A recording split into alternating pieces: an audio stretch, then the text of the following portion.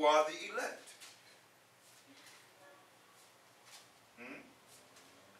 Who are the elect?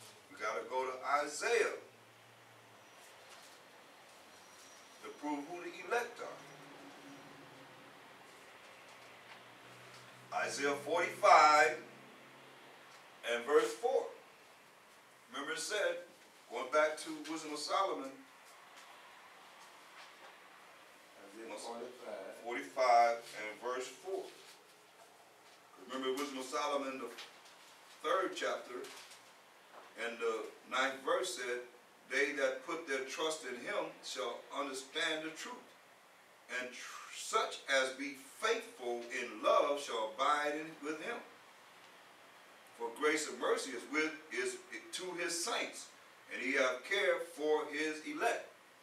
He have care for his elect, right? So we define the saints, now we got to look at the elect. Now, Isaiah 45 and 4 defines who the elect is. For Jacob my servant's sake, and Israel mine elect. There it is right there. I have even called thee by thy name. I have surnamed thee, though thou hast not known me. See that? So Israel is his elect. Now you had said something concerning how they say the Most High have no respect of persons, right? But he didn't say that. He said in Wisdom of Solomon 4 and 15, it says, this the people saw, it's in the Apocrypha, and understood it not. Neither laid they up this in their minds, that his grace and mercy is with his saints, and that he hath respect unto his chosen. Right? So we have respect unto his chosen. Now let's get Exodus 2 and 25. Let's see what the Most High say he have respect to. Exodus, the 2nd chapter, and the 25th verse. Because they're looking at it as individuals, Most High. I don't respect the person. But who do we have respect for? He said, hey, I have respect to his chosen. So who are his chosen? Let's see. Exodus 2 and 25. Exodus 2 and 25.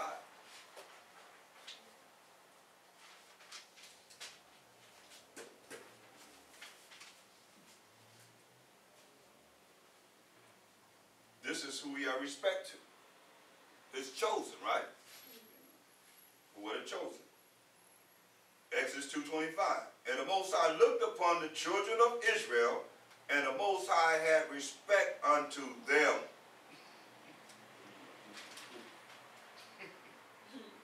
So I understand why they say that, because they're New Testament buffs.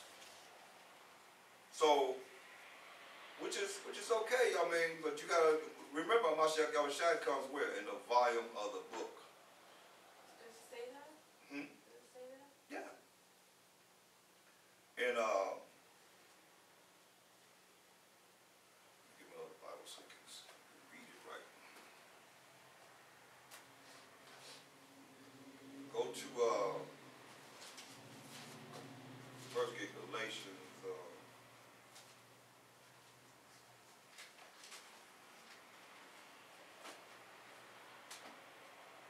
Get Colossians 3:25. Colossians 3:25.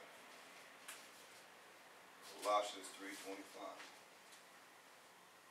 That's why it's important for us to come together.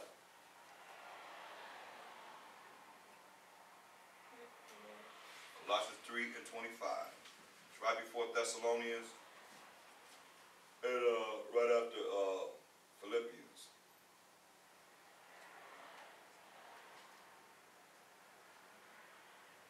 Colossians 3:25. But he that doeth wrong shall receive for the wrong which he hath done. So how do you do wrong? Why do you do wrong with the Most High? By doing what? Sin, which is breaking his laws. Right. So it says, he that doeth wrong shall receive for the wrong which he hath done. And there is no respect of persons. Most High don't respect a person when you sin. When you do wrong, Most High don't respect a person. So you're grace on you. Well, you don't have to. You can do whatever you want to do. Because his ways and thoughts are not our ways and thoughts. We can't tell him what he's going to do and what he's not going to do. You know what I mean? It's not the same. So y'all with me so far? Everybody, you still with me? Yeah. Oh, all right. Everything all right? Yeah. Okay. So let's look at how. Let's go to Deuteronomy, first chapter.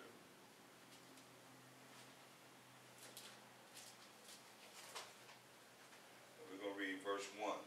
Deuteronomy 1 and 1.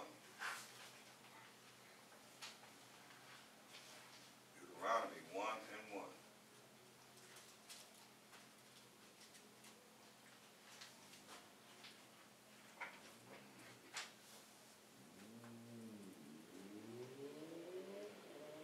It says, these be the words which Moses spake unto all Israel on this side of Jordan in the wilderness. Okay, in the plain over against the Red Sea. So that's all I need. We said in the precept. I just want to show you that these are the words of Moses speaking to all Israel.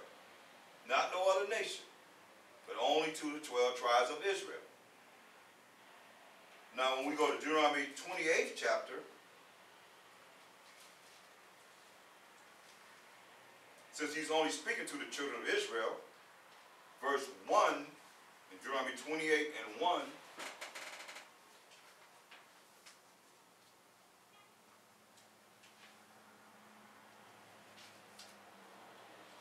it says, and it shall come to pass, meaning in the future, if thou shalt hearken diligently unto the voice of the Most High, and Mashiach Yahushai, thy power, which is your power, to observe and to do all his commandments, which I command thee this day, that the Most High, while Mashiach Yahushai, thy power will set thee on high above all nations of the earth. If we follow his laws, statutes, commandments, he's going to set us on high above all nations of the earth. That's why at this time we're coming back to his laws, statutes, commandments, learning his laws, living it and applying it in our life. How are you going to put us above all nations and we still a kingdom of people, the 12 tribes of Israel, that's not coming back to his laws? How are you going to fulfill that scripture if we don't come back to his laws, statutes, commandments as a people? It's not going to happen. That's what he say, and we got next, but he's going to set us above all the nations because the ones that's coming back to his laws, the ones that are going to have the love for the Most High with all their heart, mind, and strength, and the ones that love that neighbor of Israel as themselves. That's what the law is all based upon. How to serve the Most High, how we serve each other. But if it says love thy neighbor as thyself, so how you feel about yourself is how you're going to treat someone else, and it's going to be shown. That's why you got to do a self-examination of ourselves continually to make sure that we have that broken and contrite spirit before the Most High so that we can have that same spirit amongst each other in love. Or else you're going to be off. Because the way you feel about yourself is going to reflect on how you act and how you treat somebody else. And those in the spirit are going to recognize it. Why? Because when you understand all this that's here, all these topics, you name it, they all here. Whatever you want to go to, it's a book of life. And ain't no other book in this world can compare to this book that I know of. It give you the past, the present, and the future. It tell you what people are going to be doing. Already telling you what happened, that we know happened. We know, we could go to a prophecy and see that it happened without a shadow of a doubt. That's what we're looking at now.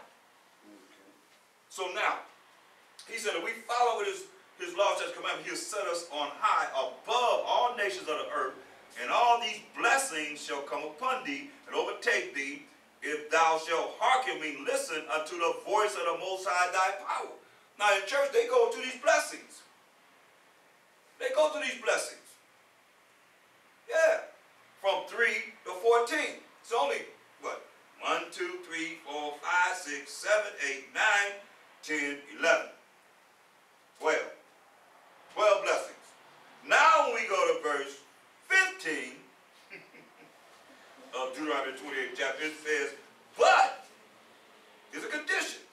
If it shall come to pass in the future, if thou wilt not hearken, meaning listen unto the voice of the Most High thy power, to observe to do all his commandments and his statutes which I command thee this day, that all these curses shall come upon thee and overtake thee. Right? Now this has to happen to a people. Now I ask you a question, James. How do we get over here to America? Slave ship. Slave ships, right? Right. So here we are in Deuteronomy 28 chapter. We're going to go to the last curse. So we're looking at from 16 all the way to 68. All the that's a lot of curses, right? There's a whole lot of curses that befell the children of Israel. So now we're going to the last curse that he said going to happen to us. As far as what's written here, as far as all of them happen, they happen at different times. But this is what he's saying in Deuteronomy 28:68. He say, and the Most High shall bring thee into Egypt again. Now we got to define Egypt. Egypt defined in Exodus, the 20th chapter and the 2nd verse. Because he said, he'll bring us into Egypt. That's not talking about the land of Egypt. It's talking about what is going to give us the definition of Egypt in Exodus, the 20th chapter, the 2nd verse. Okay. This defines Egypt. So we've been defining everything through the scriptures tonight. Con? Which means yes. Okay. It says, Exodus 20:2, I am the Most High thy power, which have brought thee out of the land of Egypt. So I got to read it again because it's Most High and Mashiach Yahushai. I am the Most High, while Mashiach Yahushai, thy power, which have brought thee out of the land of Egypt, out of the house of bondage. So Egypt means bondage, captivity, or slavery. See? So now when we go back to Deuteronomy 28:68, it says, you there?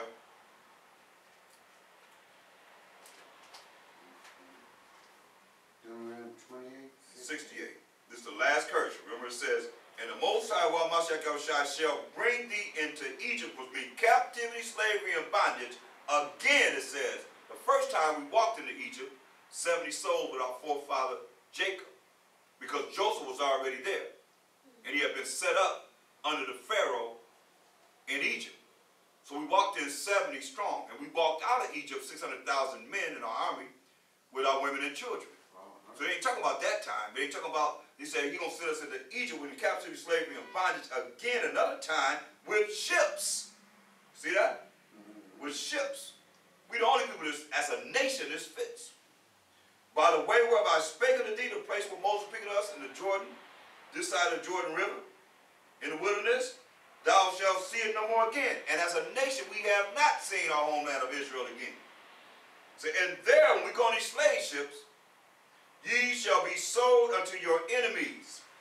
Not your friends, we're going to be sold unto your enemies. For bondmen and bondwomen. And no man shall buy you. Now, buy is an old Quaker word or medieval word which means to save or redeem from a worse condition to a better condition. Okay. Now, see, these other Bibles have changed it up saying that we're going to go on a journey. We're going to go on a journey to Egypt with ships. And by the way they speak of thee, thou shalt, you ain't gonna see it no more on these ships. And say, and there you're gonna offer yourselves up to be slave men and slave women. And I said we're gonna be, we said we're gonna, and there ye shall. That means you're gonna be sold. It didn't say you're gonna offer yourself up to be a slave. Does that make sense? And there shall be no buyer. That's what these other Bibles, the NIV and all these other Bibles say. That's how they've been tampered with. You gotta look at it for yourself. Yes, but no one should buy you. Right. So you're going to say, but he said, that don't make no sense. He said, and there ye shall be sold. That means you're going to be sold. For bondmen, slave men, and bondwomen, slave women. So we look at no man shall buy you. Buy is an old Quaker word, like I said, which means to save or redeem from a worse condition to a better condition. Because we look at verse, I believe it's Deuteronomy 28 and 29, I believe. Let me make sure. It tells you what he give you more understanding of what he's saying there. It says, Deuteronomy 28 and 29, it says, and thou shalt grope at noonday, as the blind gropeth in darkness, and thou shalt not prosper in thy ways. This is part of the curses. And thou shalt be only oppressed and spoiled, robbed evermore, and no man shall save thee. Hear that? That's what he's saying. Only in the last verse, he used by, which means to save or redeem. It's only used in theological matters. I have the definition of Old Dictionary. I have it right on my stand at home. I didn't bring it up. So looking right at me. I didn't know I was going to need it tonight. But here it is. I needed it. But it does mean, I can show you, it means to save or redeem. From a worse condition to a better condition. That's what he's saying. That's why it says, no man shall save thee. Martin Luther King, Marcus Garvey, Malcolm X, whoever it is that come up, Jesse Jackson, Al Sharpton, nobody going to save. No man going to save us. Only a Mashiach Yahushua is coming through the power of the Most High. So you see that? That only befell us. We the only people that befell. When you look at these curses, we the only people that we can say that this happened to. Look at Leviticus 26. Leviticus 26 chapter. And we're going to start at the 14th verse. Leviticus 26 and 14.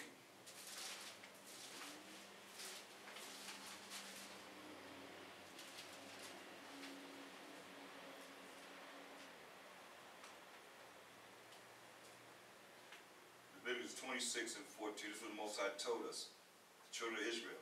He said, but if ye will not hearken unto me, which means listen unto me, and will not do all these commandments, and if ye shall despise my statutes, or if your soul abhor my judgments, so that ye will not do all my commandments, but that ye break my covenant, you know it's talking to the children of Israel. I also will do this unto you. I will even appoint over you terror, consumption, and the burning ague that shall consume the eyes and cause sorrow of heart. And ye shall sow your seed in vain, for your enemies shall eat it. So whatever we plant, we're going to sow it in vain because our enemies going to eat it up. They're going to reap the benefits. Yeah, we're going to take it. Yup. And I will set my face against you, and ye shall be slain before your enemies. They that hate you shall reign over you, and ye shall flee when none pursueth you. That's real deep. You said, they that hate you shall reign over you. So you shall be slain before your enemies. You shall flee when none pursueth you. So who is it that hates us? Somebody say something? Who is it that hates us? Let's find out.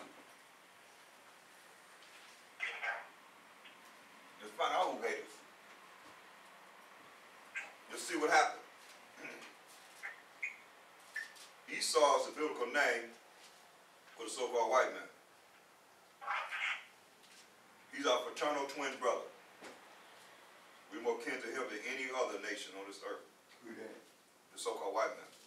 When you look at Jacob and Esau in Genesis, the 25th chapter, Yeah. you heard of Jacob and Esau? Right. Well, Esau represents the biblical name for the Caucasian race.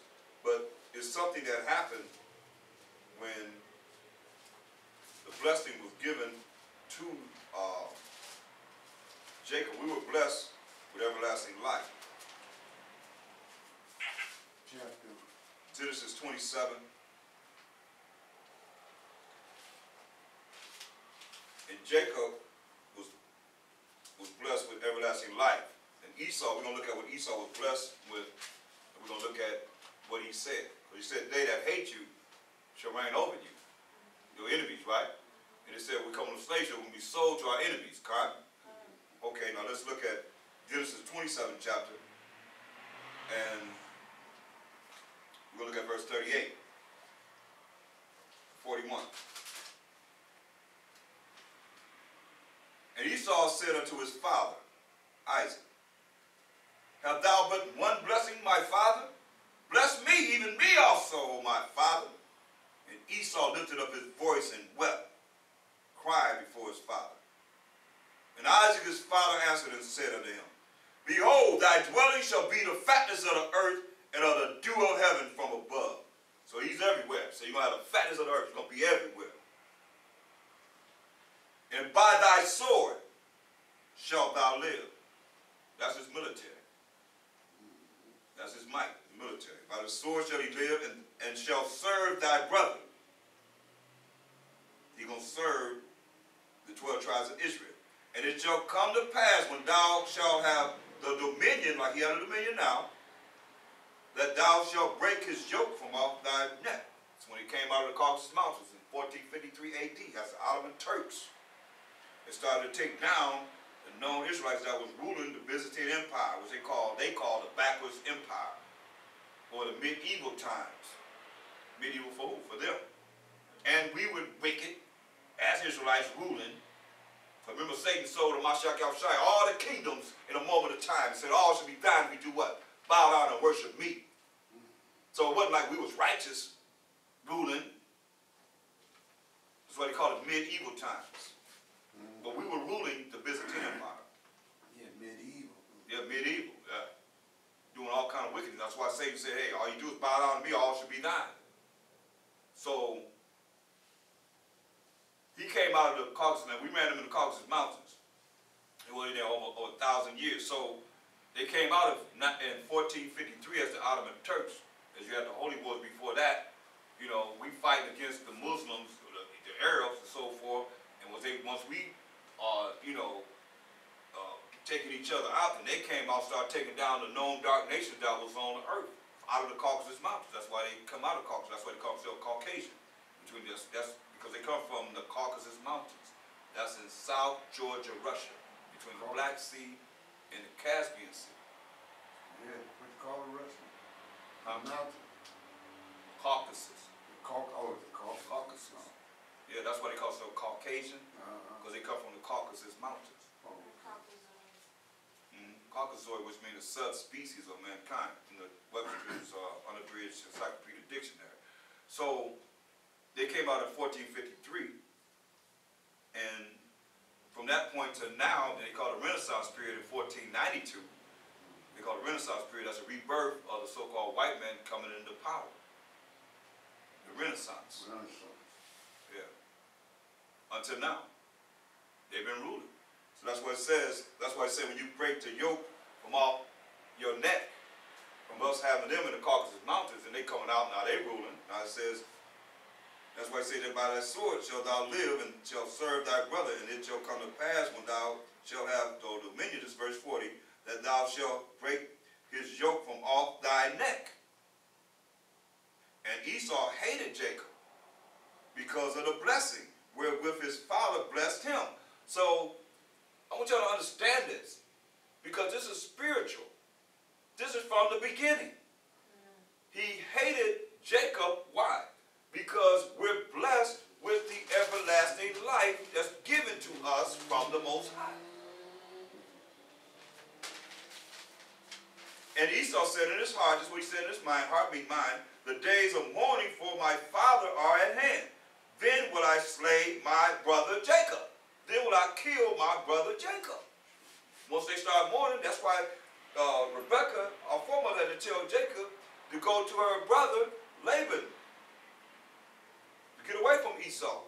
So now, not only that, we're looking at the enemies, we're looking at those that hate you, right? So now, go to Ezekiel, the 35th chapter. Ezekiel, the 35th chapter. And it also said we're going to be sold to who? Our enemies. So now Ezekiel the 35th chapter and verse 1. Ezekiel 20. Ezekiel 35 and 1. 30.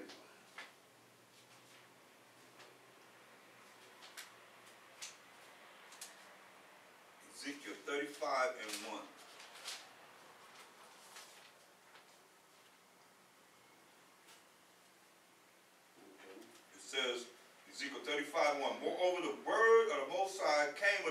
saying.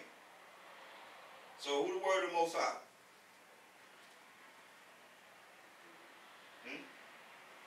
Who's the word of the Most High? Huh? It's the word of God. Say again? The word of God. No, somebody's the word of the Most High. Yeah. Who?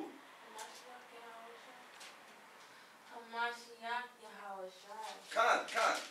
So let's go to hold that because you gotta look at this because we read how the order started in the spirit from Revelation 1:1. Now, St. John 1:1 says, St. John the first chapter, the first verse.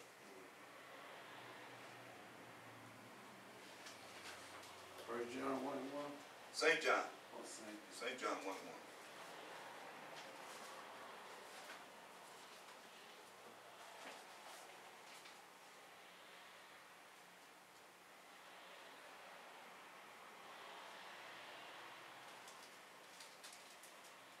And it says, in the beginning, see, a lot of people have this misunderstood. Say, in the beginning was the Word. And the Word was with the Most High. And the Word was a power. The same was in the beginning with the Most High. Now, if you just read it like it's written, say, in the beginning was the Word, and the Word was with God, and the Word was God. The same was in the beginning with God. Now, how are you going to be in the beginning with itself? That's why I used to ask all the time. That's why, see, God is a European invention. And Lord, those are words that they invented and put in here so that's confusing, right? That's very confusing. That's why you have to understand that in the beginning was the Word, and the Word was with the Most High, and the Word was the power. The same was in the beginning with the Most High. Because now it comes, verse 3, give you the clear understanding. All things were made by Him, and without Him was not anything made that was made. Talking about Mashiach Yahushua.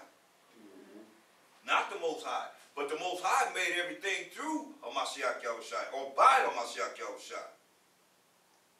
You know, in Him was light, and the light was the light of men. And that's the law. That's dealing with the law. The light is the law. Right. Of the Most High. It says, and the light shineth in darkness. The light shineth in ignorance. People that's ignorant. And the darkness comprehended not. People that's ignorant will not comprehend the light. Because it's too much for them. It's too bright for them. They're too bright for them. They want to stay in darkness. See, there was a man sent from the Most High whose name was John. The same came for a witness to bear witness of the light, that all men, oh man, my Bible is messed up. It's a lot. My page is gone. Stop right there. Excuse me. It says, okay, so it says,